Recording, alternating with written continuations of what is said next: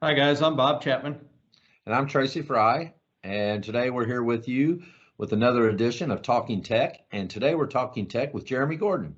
Hi, Jyramie. What do you got for us today? Hey guys, how you doing? So I guess I'm Jyramie Gordon. I'm a technical consultant for the Southeast for AkzoNobel, and maybe we'll start this with a question, or a riddle, if you will. Looking at body shops or collision centers, however you want to say it, what is likely the most overworked, hardest working piece of equipment in the body shop? I'd say the compressor.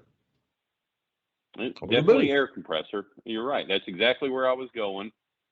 Typically, you show up to work in the morning, or the first guy there, he turns the lights on, unlocks the door, turns the lights on, and fires up the compressor, and it stays running depending on the load of the workload it's got. It runs all day long, and sometimes doesn't get shut off at night.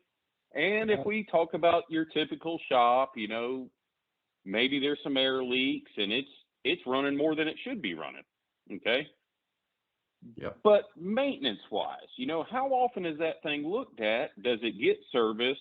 What kind of service is it getting? And is anybody paying attention to it in between services? So, what do you guys think? What are you seeing out there? Exactly that. Go ahead, Bob. No, I was going to say just exactly that. It's probably the biggest overlooked piece of equipment, like you said, in the shop. I mean, you just turn it on and forget about it. And they're probably not looking at it until they're having a problem. They start having a problem Right. with moisture in the lines or something. That's when, 911. Let's look at the compressor. Well, Yeah. a lot So what can we of do times. Sorry, guys. Go ahead. Yeah, a lot of times, they don't realize it's the compressor, and they call, the paint, whether it's distributor or you guys, and say, Right. hey, we're having some paint problems. Come out and look at my paint. It's not the paint at all, is it? No, typically, I mean, the finished product is the paint, but moisture, oil, different things like that, it could be as minor as a little bit of hazing from moisture, or it could be as major as cratering because we're getting oil through the system. And, what can we do to keep that from showing up in our finish? And that fall on maintenance. Okay.